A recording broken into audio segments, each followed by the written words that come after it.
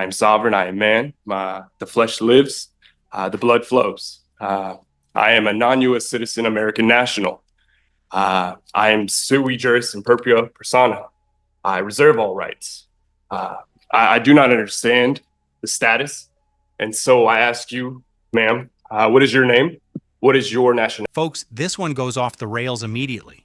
Our guy walks into arraignment, and instead of, dealing with his charges, he launches into a TED Talk on how he's a sovereign man, beneficiary, non-U.S. citizen American national by way of American Samoa, and demands the judge state her nationality and status. Meanwhile, the court's just trying to arraign him for driving on a suspended license, no ignition interlock, expired registration, and a refusal to comply. Basic traffic and compliance stuff. And he's acting like it's the Nuremberg trials. When the judge calmly explains jurisdiction, he fires back that a citizen cannot sit a bench and moves to dismiss with prejudice like he's in a TV drama. And internet, that's before he accuses everyone of violating his right to travel and threatens to sue the entire courtroom. Because the real trouble starts when the judge finally decides what to do about his freedom and that $2,000 bail. I do not understand the status. And so I ask you, ma'am, what is your name? What is your nationality? And what is your status?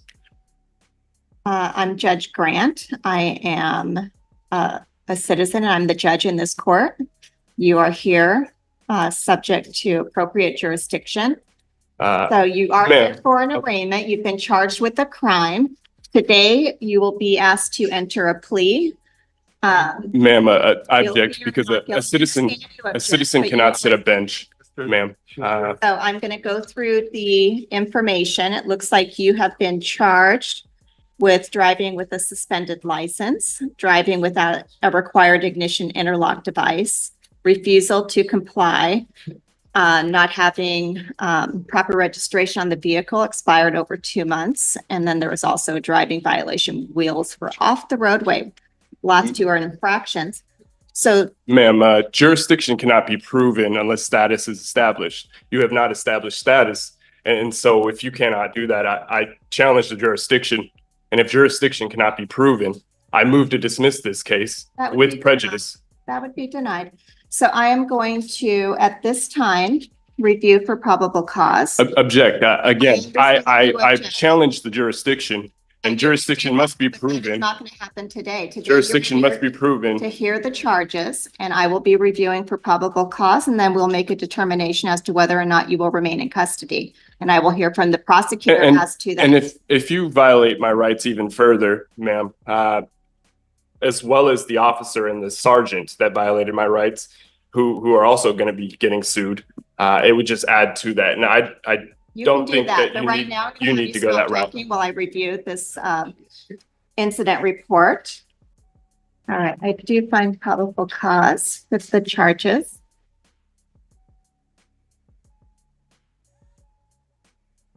I will be entering not guilty, please. Ma'am, you cannot practice law from the bench.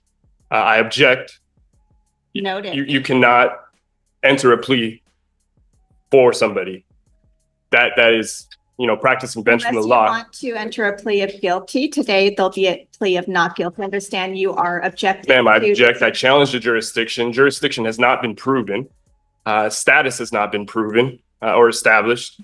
And once again, you haven't even established, your nationality or your status. I am a non-U.S. citizen, American national by way of American Samoa. I reserve all my rights.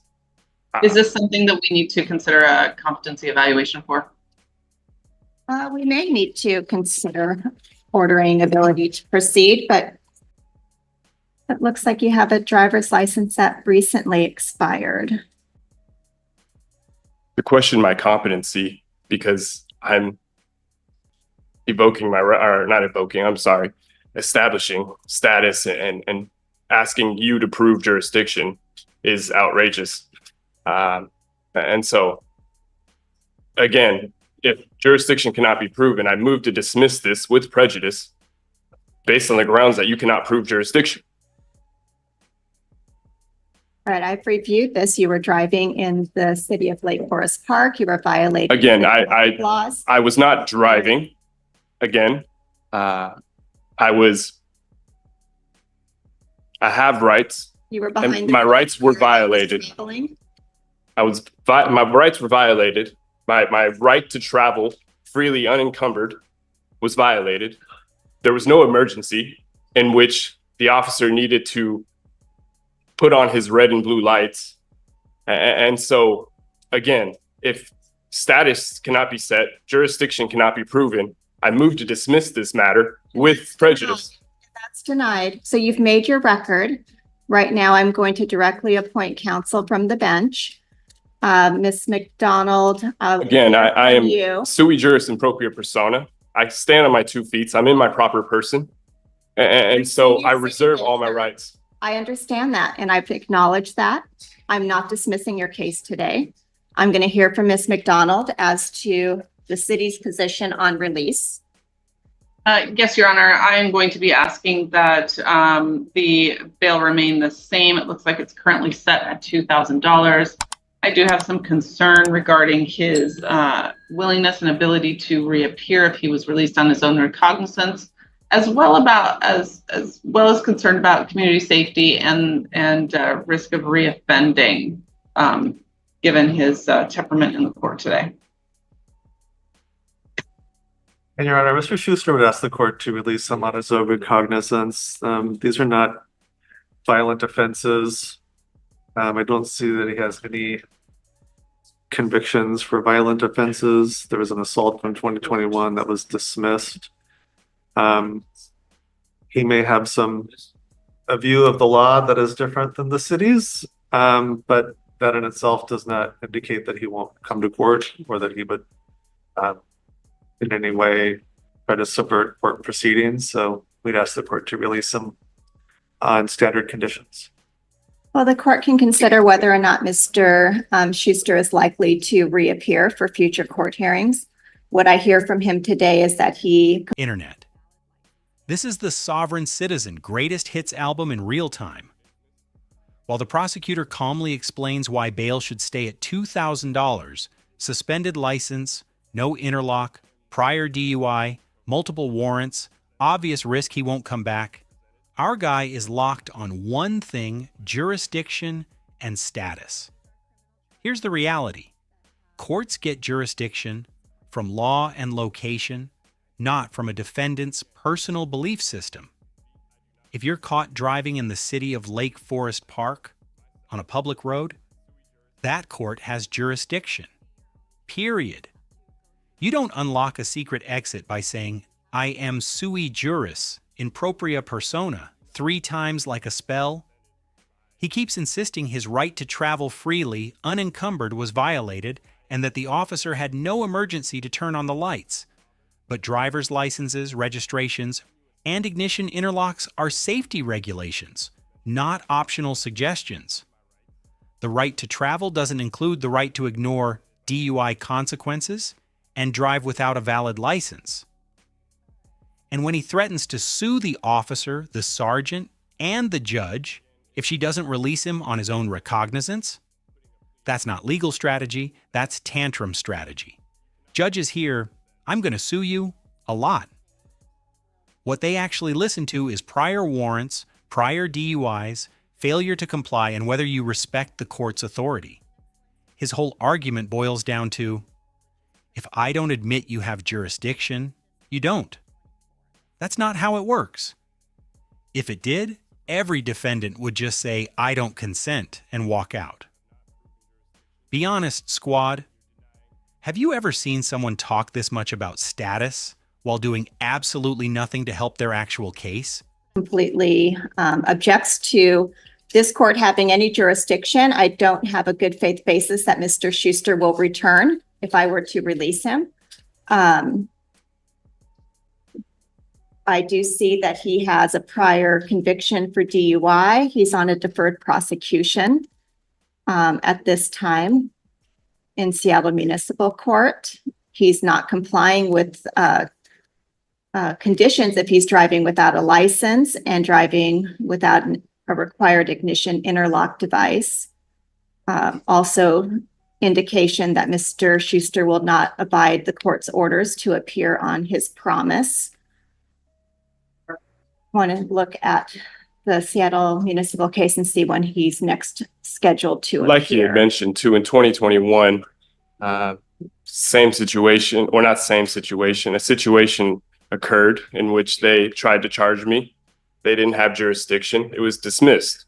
And again, I don't want any charges against me because I do have the deferral, which would obviously violate that deferral. And so I will make any visitations, special visitations to the court to handle any matters pertaining to Jonathan Troy Faifale, also Malietoa Schuster. I'm a man, I'm free, and I want it to stay that way. I do see it looks like he's got at least 3 prior warrants. He has 2 priors out of Benton County, 1 out of Lower Kittitas.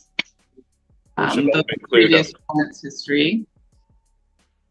And throughout this process of going to courts, I've had to learn a lot. And so I know it's no game to just not show and make visitations. That's not what I want to do. And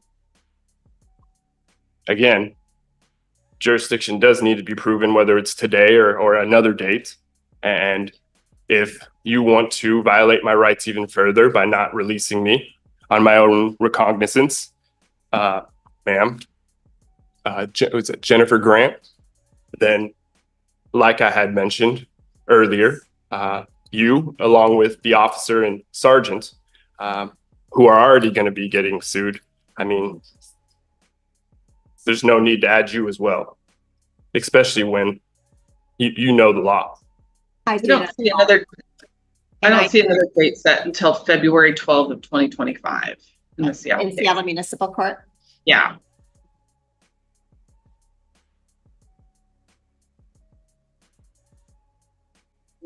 Well, Mr. Schuster, I have to do what I believe is appropriate in this case, and that is to set bail. And any threats to sue me or to take any action against me, I can't be swayed by that. So it's not a threat. It's just what it is. Because my rights have been violated, and if my rights are going to be furthermore violated. $2,000. I do not believe that you will respond to the court's order to come back. I do base that upon the conduct in this case, as well as the prior FTA history. So bail will be $2,000. If you're able to post bail, you are to return for your next court date. You are to have no criminal law violations. You're not to drive unless you have a valid license and insurance. And when are you setting that court date, Miss? Required by the Department of Licensing. You are, you will be represented because I'm going to assign counsel. I am sui juris in propria persona. I present myself. I don't need to be represented by anybody. I stand on my own 2 feet. These are criminal charges that have significant consequences for you. So it's in your best interest to have counsel. Again, I stand on my own 2 feet. I do not need to be represented by anybody. I present myself sui juris in propria persona. If you want to be your own counsel, you'll have to go through a full colloquy and waive all your rights to have representation. It's your constitutional right. I do not accept being represented by anybody. Again, I present myself. I am beneficiary. I am sovereign. I am an American national, a non-U.S. citizen American national by way of America Samoa, like I had mentioned earlier. I reserve my rights, and I do not need to be represented by anybody. All right. The time for trial expiration is 8/9/24. Again, if you are practicing law from the bench and putting a plea in for me, I object to that. You cannot practice law from the bench. Next court date will be. We want to try for next Wednesday or even the week after that. Well, next Wednesday's a holiday, so the 18th, which is pretty full. So I was going to set this on June 24th. That's 2 weeks out. So for the record, you have not established status, you have not proven jurisdiction, and you're denying my rights. Is that correct? I don't know what you think would establish my status, but I do have status to sit in this court. You are a and hear U.S. these citizen. A cases. U.S. citizen cannot sit a bench. Sign for your next court date. You're asking me to sign something that you pleaded for me. Is that Yes, correct? I'm giving you notice of the conditions that I have set as well as bail. You said I'm yes, noting you that I pleaded for found me. probable cause. If you are able to post that bail and get out of custody, those are my expectations that you will come back on that court date and that you will abide by the conditions that I have imposed. Those are being ordered today. So that is what's happening today. And we are giving you that notice. You can refuse to sign that notice, and we'll note that you were provided a copy in writing and that you refused to sign. I do not understand. Which part of it do you not understand that you have? I a do piece of not paper understand how with you can the practice document? law from the bench. I'm the judge and I am setting the conditions. But you also entered a plea for me, correct? What we're doing at arraignment is the plea is being entered. You're not pleading guilty. So on your behalf, I'm entering a not guilty plea. So correct, you cannot- are pleading for me, There's correct? two pleas. And if you not plead for guilty me, or you're guilty. practicing law from the bench. You cannot practice law from the bench, so I object. Right. You're- I'm going to give you that piece of paper and we're done with your hearing today. We will see you in 2 weeks. Okay?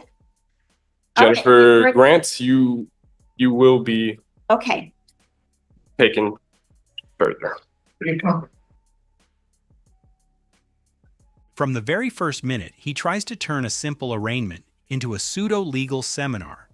I'm sovereign, I'm beneficiary, I'm a non-U.S. citizen American national.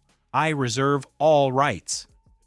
He refuses to acknowledge the judge's role, says a citizen cannot sit a bench, insists jurisdiction doesn't exist until he approves the judge's status, and repeatedly moves to dismiss with prejudice. None of that touches the actual problem. He was allegedly driving in Lake Forest Park with a suspended license, without a required ignition interlock device, and with expired registration.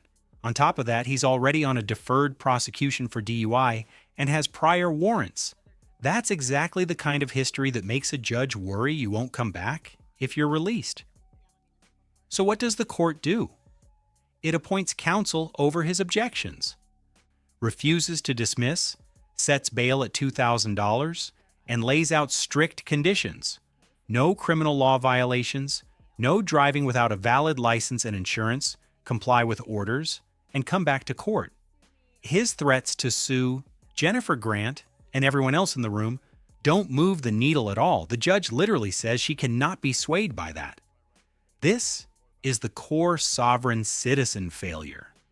They think magic phrases beat statutes, records, and history. In reality, the more they attack jurisdiction and refuse to engage with the real charges, the more they convince judges they're a risk.